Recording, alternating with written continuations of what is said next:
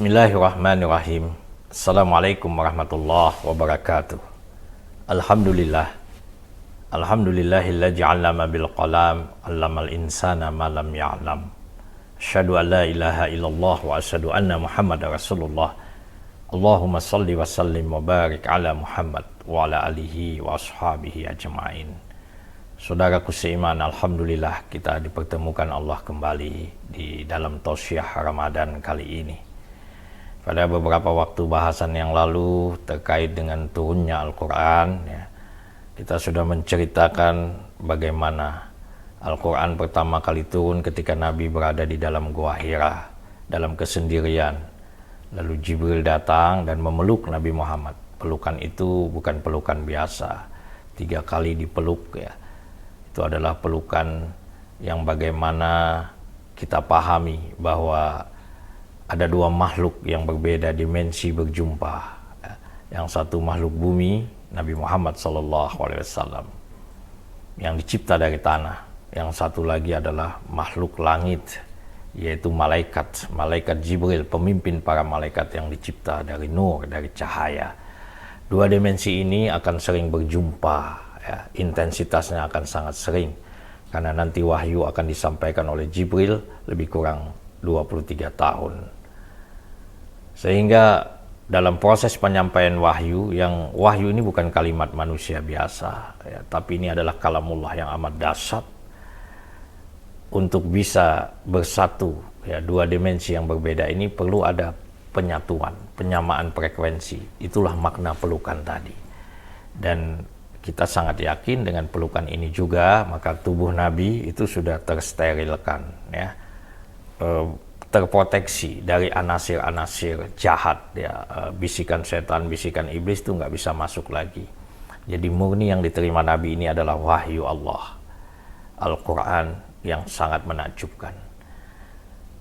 Pendengar yang dimuliakan Allah, ya, 5 ayat yang pertama turun di Gua Hira ini adalah surah Al-Alaq, ya, ayat 1-5, ayatnya pendek, ya, singkat. Tapi kalau kita selami maknanya sungguh amat dahsyat.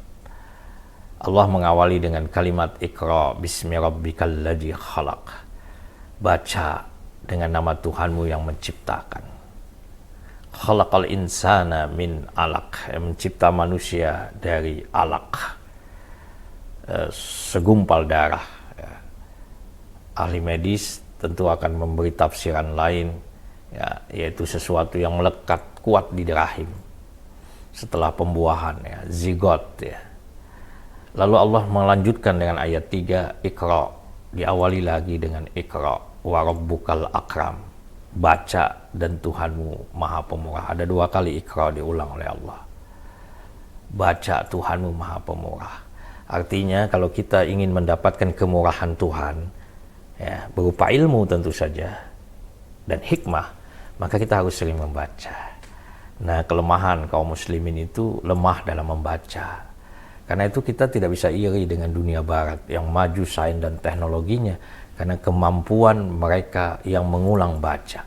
Sementara kita kaum muslimin cukup puas saja, ya, dengan sekali baca. Padahal pengalaman menunjukkan ketika kita sekolah, pendidikan, ya, mahasiswa, itu kalau kita baca sekali beda dengan baca 5 kali, ya. Demikian seterusnya. Jadi Iqra wa rabbukal akram, ini janji Allah, baca, Tuhanmu maha pemurah. Kalau kamu banyak membaca, Allah akan berikan kemurahan, Allah akan berikan pengetahuan, Allah akan berikan pemahaman. Alladzi 'allama bil qalam, ya, Allah mengajar manusia dengan qalam. Alladzi 'allama bil qalam, 'allamal insana ma lam ya'lam, dan Allah mengajar manusia apa yang tidak dia ketahui. Ini juga maknanya bahwa manusia tidak tahu. Ya, ilmu-ilmu yang hari ini manusia kembangkan itu diberi oleh Allah. Allah yang memberi manusia kemampuan, akal kita yang begitu demikian dahsyat, ya. Konon, ya, kapasitas kemampuan memori otak kita ini, kata para ahli, itu lebih besar dari 1 juta gigabyte. Bayangkan, ya, 1 juta gigabyte, betapa dahsyatnya. Ada yang mentamsilkan kalau otak manusia ini dibikin komputer, mungkin sebesar dunia komputernya. Begitu hebatnya manusia, tetapi kehebatan ini tentu Allah yang memberikan. Karena ada orang yang digeser sedikit saja oleh Allah akalnya, dia jadi gila. ya, ngomong sendiri, tertawa sendiri, dan tidak bisa orang memperbaikinya. Jadi ini membuktikan bahwa ilmu ini adalah dari Allah. Maka mari kita syukuri. Saudaraku seiman yang dimuliakan Allah, menakjubkan ya redaksi daripada surah Al-Alaq ini. Allah mengawali dengan perintah membaca. Ya. Banyak perintah Allah dalam Quran ya. Kalau kita lihat ya, ada aqimis sholah, ya, wa atuz zakah, ya, wajahadu fi sabilillah. Ya. Tapi yang Allah pilih redaksi pertama sebagai ayat yang turun itu adalah baca, perintah baca.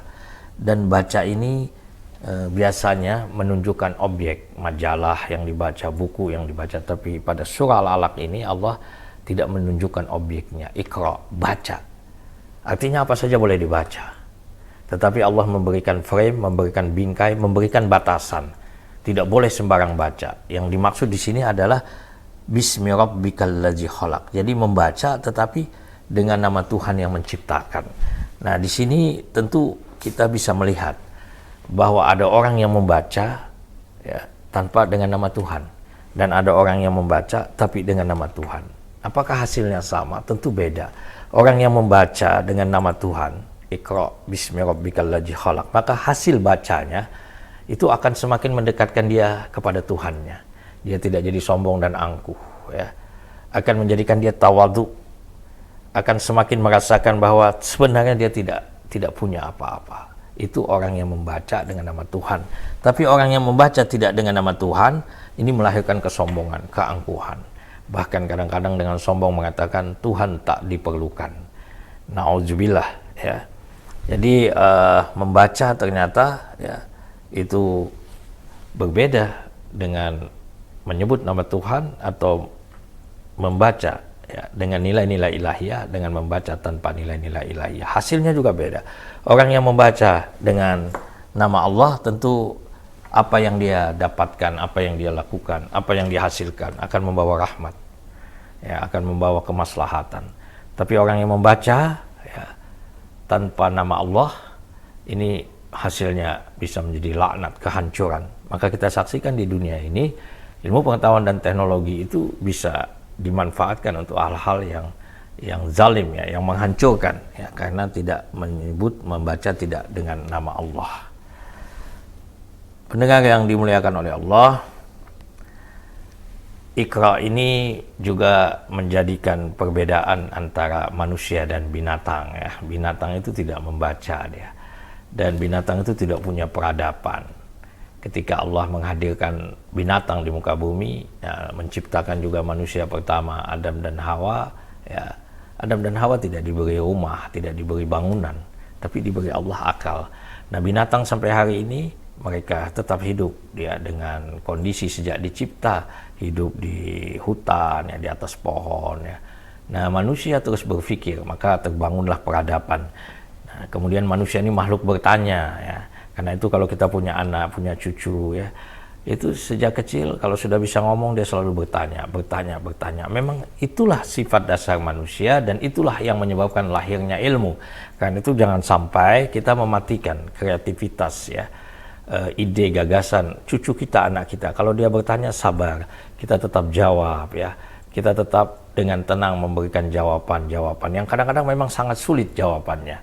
Tapi ini akan menyebabkan mereka nanti ya tumbuh berkembang menjadi ahli-ahli fikir ya, orang-orang yang bisa mengembangkan ilmu pengetahuan. Saudaraku seiman, alhamdulillah ya, kita diberi oleh Allah agama yang benar, agama yang lurus ini, dan diinformasikan bagaimana kedahsyatan turunnya Al-Quran. Dan 5 ayat pertama yang turun ini tidak dapat dipungkiri ya, bahwa Iqra, membaca ya, ini adalah awal daripada kebangkitan peradaban ya. Manusia dengan dia membaca ya, menelaah, meneliti, karena kata Iqra ini juga tidak bermakna sempit membaca yang tertulis ya, tapi riset, penelitian, kajian ya, diskusi dan sebagainya itu bagian dalam makna yang dikandung dalam makna Iqra ini. Dan kebangkitan peradaban di muka bumi ini tentu saja kita yakini ya, karena manusia menggunakan akalnya ya, membaca seluruh tatanan alam semesta ini dan menyebabkan lahirnya lah peradaban, dan kita menjadi saksi bersyukur hidup di abad 21 ini kita menyaksikan peradaban yang begitu cepat kebangkitannya. Saudaraku seiman dimanapun berada, dapat kita simpulkan surah Al-Alaq ini memiliki dua tekanan. Yang pertama nilai tauhid ya, karena itu ayat ini turun menyadarkan bahwa manusia itu ada yang mencipta ya, manusia itu hanya dari sesuatu yang apa namanya ini alaq ya, suatu yang tidak bernilai sebenarnya. Bahkan Al-Quran sebelumnya menyebut hanya dari tanah ya. Laqad khalaqnal insana min sulalatin min tin ya. Sungguh kami ciptakan manusia itu dari saripati tanah. Lalu nutfah cairan. Nah dari situ dan nanti Allah bentuk alaqah ya. Kemudian mudghah daging, kemudian izaman tulang belulang, izaman lahman, dibalutlah tulang itu dengan daging. Baru kemudian nanti Allah bentuk dalam bentuk yang lain. Nah ini yang disebut dengan embrio. Ini dalam surah Al-Mu'minun ayat 12-14 Allah kisahkan jauh sebelum ilmu pengetahuan maju seperti hari ini. Jadi nilai utama daripada surah Al-Alaq ini adalah nilai tauhid ya, untuk menyadarkan kita ini adalah makhluk dan ada pencipta. Nilai kedua di dalam ayat ini adalah nilai sains ya, yang dibutuhkan oleh manusia dalam menjalankan misi sebagai khalifah fil ardh.